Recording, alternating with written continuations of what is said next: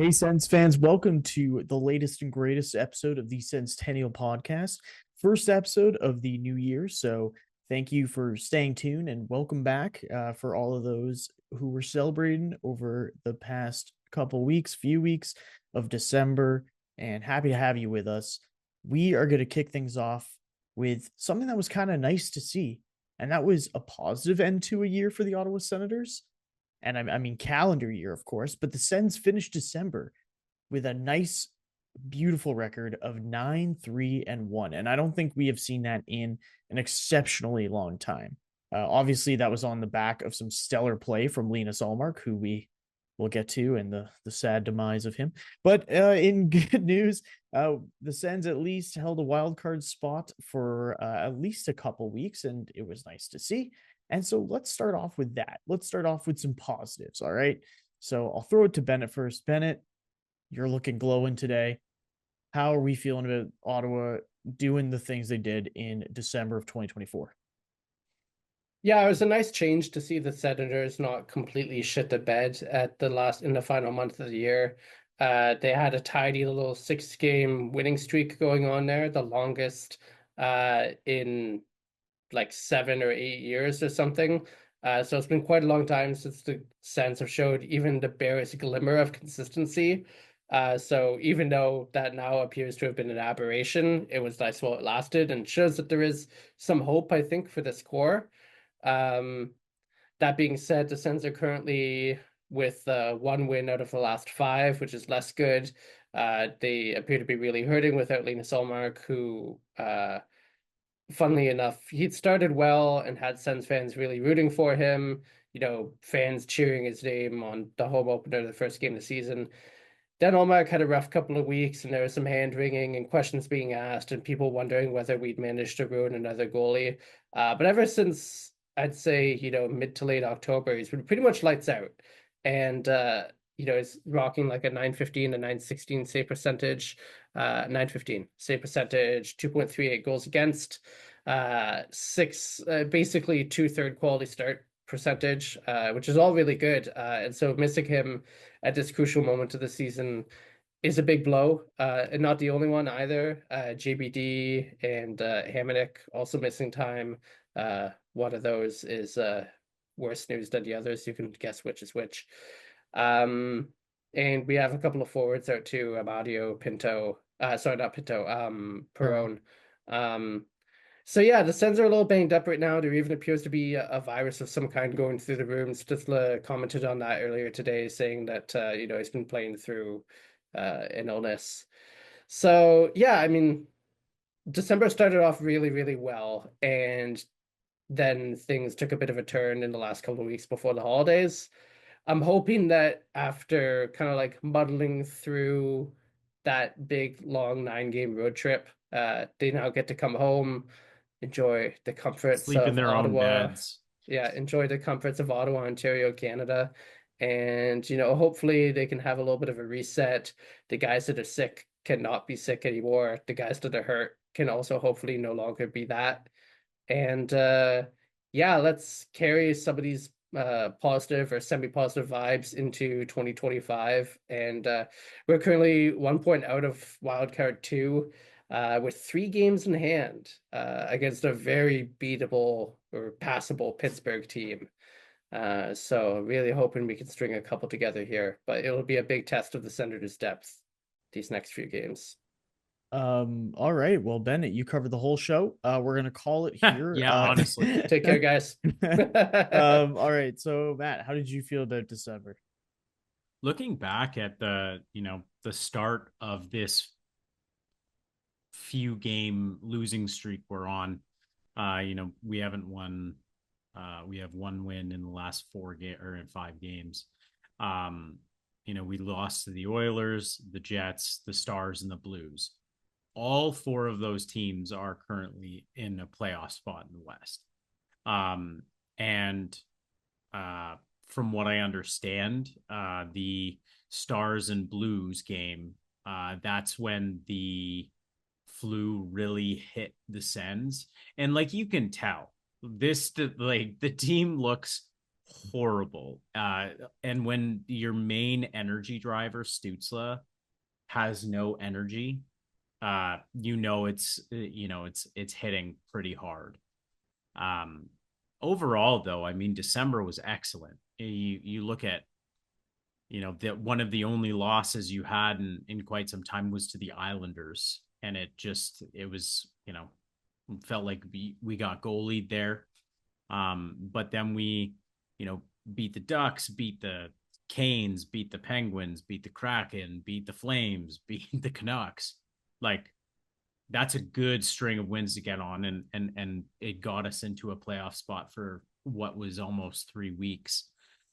And now we're 1 point out behind as Bennett said, a pretty meh Pittsburgh team that's always just kind of chilling there. And if you, like, quite frankly, if you can't beat a Pittsburgh team that's just mediocre, then you've got a problem. I'm looking forward to seeing the Sens playing a hot Red Wings team. But, we need to see how the goaltending looks. We need to see how the team is going to look, quite frankly, because you lost JBD in practice today, and it does not look short term. You lost Hamonic. He's going to be out for a couple of weeks, and you still don't have Linus Ullmark. So you're going to get either Forsberg or Meriläinen. And I really wouldn't be surprised if you got Meriläinen tomorrow.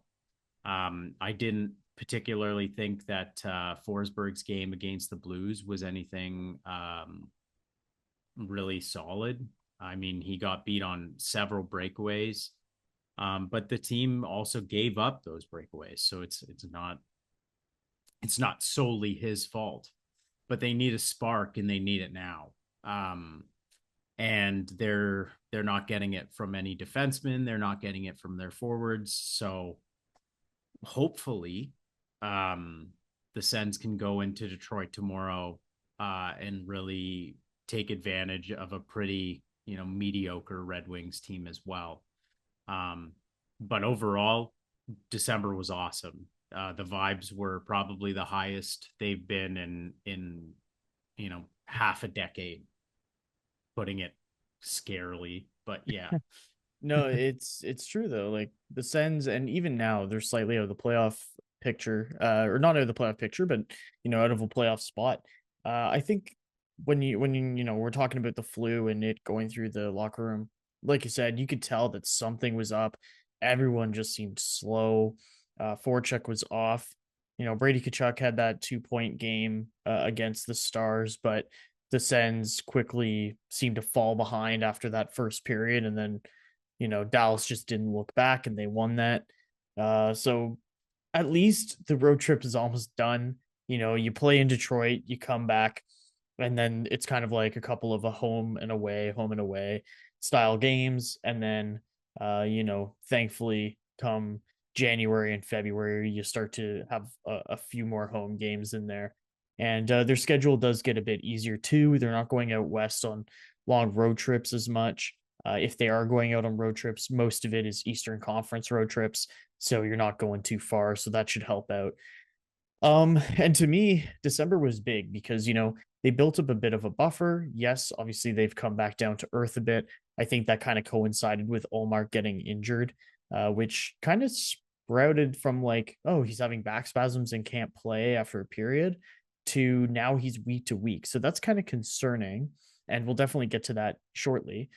But I think this is one of those things where you have Levi Meriläinen, you have Anton Forsberg. The team is just going to have to step up. And unless Steve Stamkos makes a move of some sort, the team has what they have. And they're going to have to work with what they have and try to get wins. You can't solely rely on your goalie. Some teams, maybe if their goalie is like the most durable guy in the world, never gets sick or injured, and can play 80 games, never happens, then they can do that. But the Ottawa Senators can't. Ullmark hasn't been that guy who plays like 3/4 of a season or starts 3/4 of a season. So they're just going to have to do their best to pull themselves out of this mini rut to end December, start January, and hopefully pick up some more wins with some less competitive opponents, especially with where they're at in the standings. Tampa Bay and Boston, aren't too far ahead. We just brought up Pittsburgh and how they're kind of wishy-washy. I think Ottawa can, continue to make a push, but they're just going to have to realize that they can't just rely on a goalie bailing them out now. They're going to have to really commit to that 200-foot game. So I'll leave it at that. We'll get to Ullmark. Like I said, it seemed to start out as something minor, and now it's evolved to a situation where head coach Travis Green is saying that it's week to week. So I'll kick it over to Matt first. And, when this came out, does this concern you at all, or what were your thoughts when you heard that news? Obviously, it's hard not to be concerned about your starting goalie's injury history. And when he went down, I said, oh, I'm not too worried about this, nothing to be worried about. And then he didn't go on the road trip. I was like, oh God, here we go. And they still looked good. But that's the issue, right? Like it's never, all of the pieces are never put together at the same time. You don't have your starter like going on all cylinders. You don't have the rest of your team going at the same time. But let's hope this week to week is, maybe next week he's good to go. You can really only just be as positive and optimistic as possible. But if this injury kind of continues or keeps lingering around, I don't want him going to the Four Nations at all. I don't care if any of my players play at the Four Nations, quite frankly. I care about my hockey team, the Ottawa Senators, more than anything, especially like another country altogether. So, yeah, it's definitely. You're telling me that one of Canada's rivals in this tournament could be out a good goaltender, and our starting goalie can have like a week's rest. Like, where is the downside here? Yeah, honestly, like, honestly, there's no if downside. the US wants to bench Brady for the whole tournament, I'm like, sick. Do it. Beauty. Just keep him there for the vibes if you want to, but don't actually play him. Like I was chuffed about the Carter Yakimchuk thing because like he deserved to be there. And also we can, chit chat about that. Team Canada was garbage. Just bad. The coaching was terrible. What? With Dave Cameron behind the bench? Former Ottawa Senators head coach. Yeah. Briefly. Canceling practices after every loss. Ooh, good strategy. He took rest as a weapon to like a whole level above Guy Boucher. Oh God! Oh God! We killed Bennett. We ended Bennett. When you did. When he said, like, I don't know, I can't fix the discipline issues. I was like, brother, you're the coach. So yes, if you can't do it, who can? Anyway. I don't know what to tell you. But all this to say, I really want to see Ullmark make strides. He hasn't skated yet, which is a bit of an issue, but I feel like as soon as he starts skating, that'll be a pretty good indicator that the Go Sens are ready to go. All right, Bennett, how did you feel when you saw that Linus Ullmark was out again this season? Yeah, it's like I said, it is disappointing, especially because he'd really got a rhythm going there by the time that he went down. The Senators were on a roll. He was on a roll. I think we were starting to hope and dream about what could be possible with a reliable starting goalie in net. And we've seen in a brief glimpse, I mean, by God, it is slim pickings around here the last 7 years, but probably the most complete month that we've seen a Sens goalie play in certainly since the days of Craig Anderson, and if not before that. But man, so it's really too bad that he's out right now, but like you say, we've got another few weeks here, and then there's going to be another little bit of a break. And, whatever he needs to do during that time to get himself ready to get back in the crease, we let him do it. Because, listen, Forsberg has been shaky this year. We all know that. Maryland has shown some flashes, but he is pretty raw still. And we're kind of banking on him and his play. The forwards have not shown an ability to score themselves out of trouble this year.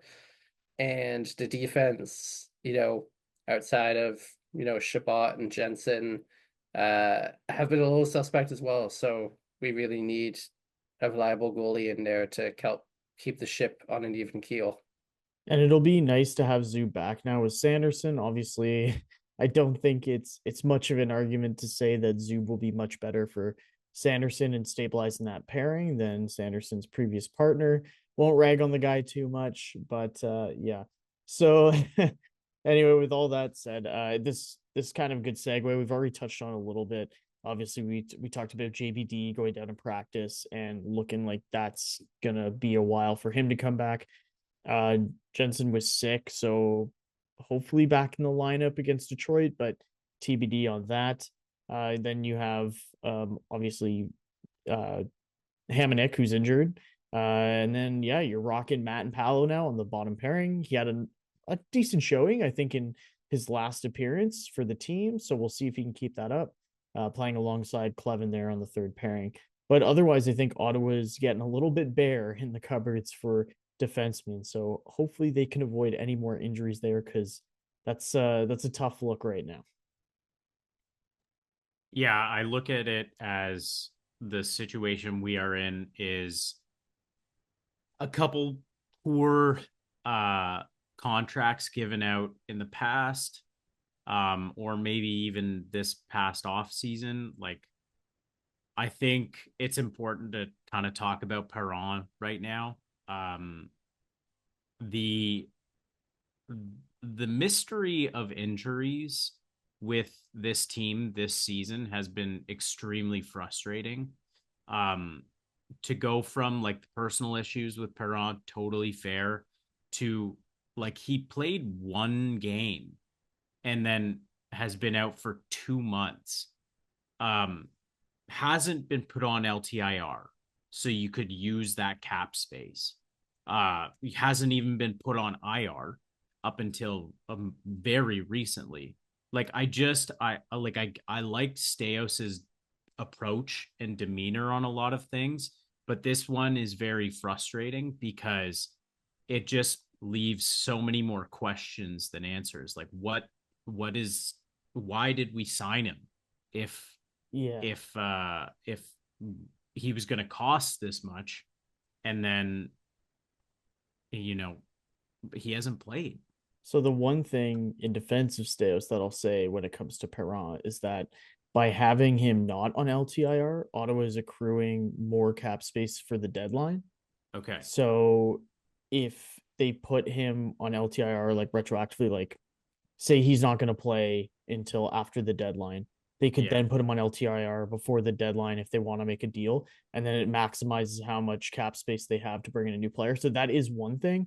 However, that doesn't take away from the fact that they gave a guy who, Dave Perron's nearing the end of his career.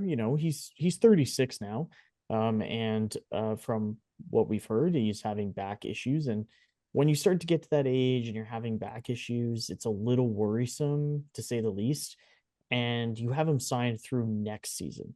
So, like you said, personal, family related absences aside, just purely from looking at the amount of money he was given and, not having something that we can be like, look, these are the results of signing this player. It is frustrating. You could have allocated that money elsewhere. Again, some things are unpredictable. You don't exactly know that a player is going to have to be away for not just family reasons, but then come back and, like you said, play a game and then be out for like 2 months with an injury that kind of is a bit mysterious, even if we know it's like back related. It's like timeline wise, we have no idea when he's going to be back. And which, it's just stuff like that is frustrating.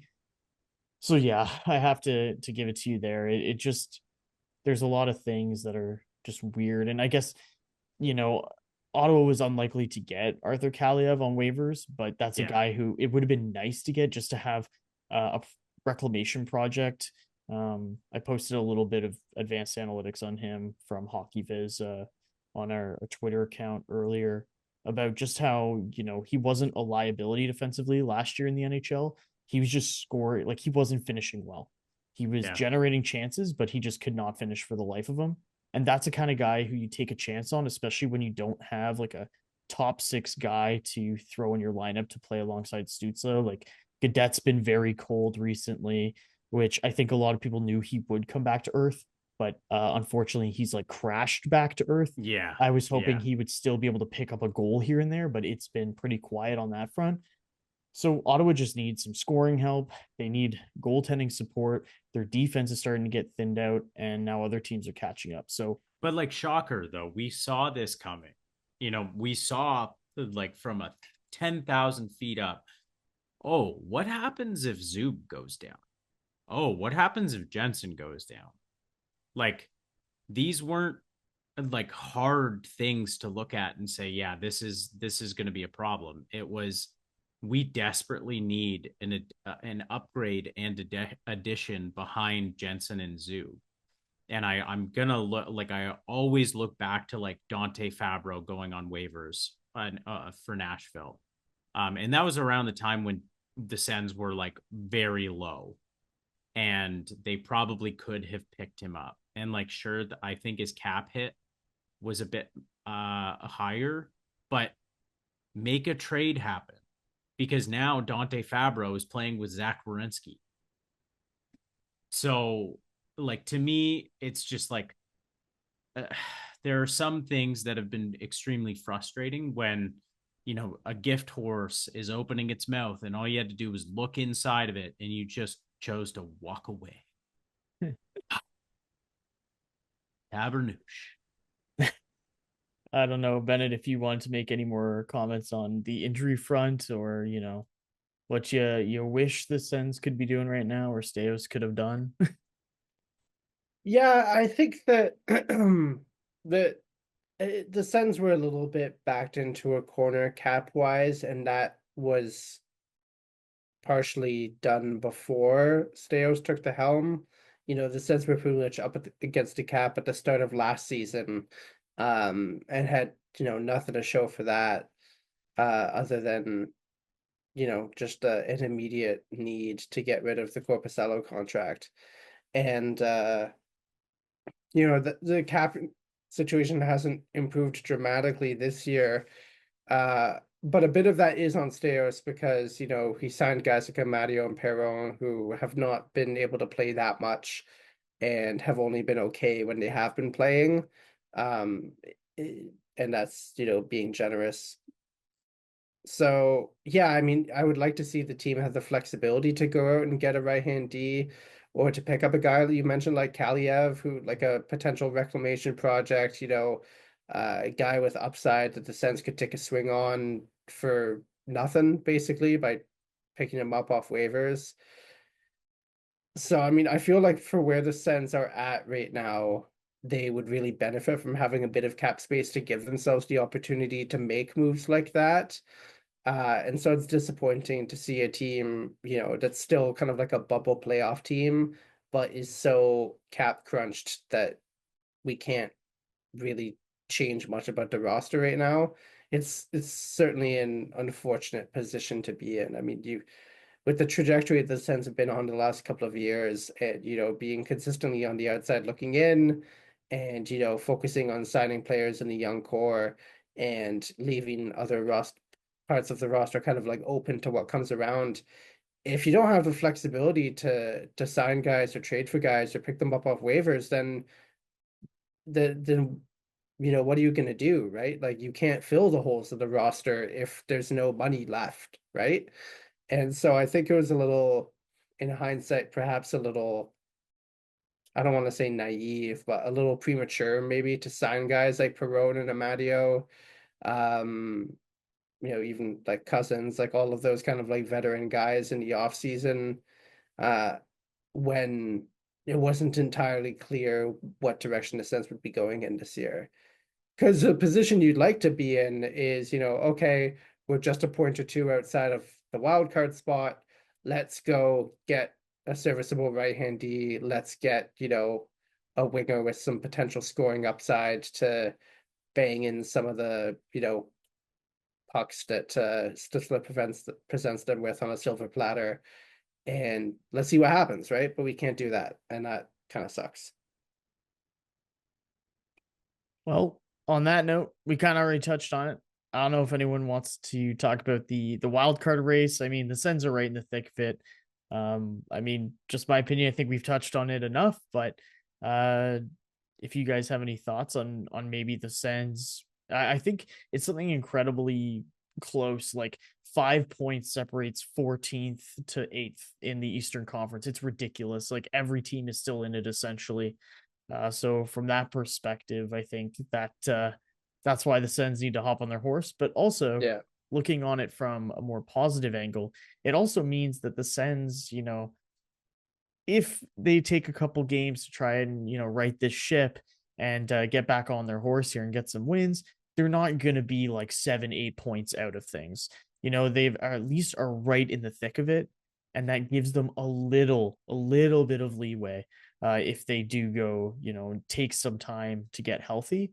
But it needs to be righted still, like I would say midway through January in the next 2-3 weeks. You still want to be around that, either in a wildcard spot or maybe a few points out max. So if you guys disagree, agree.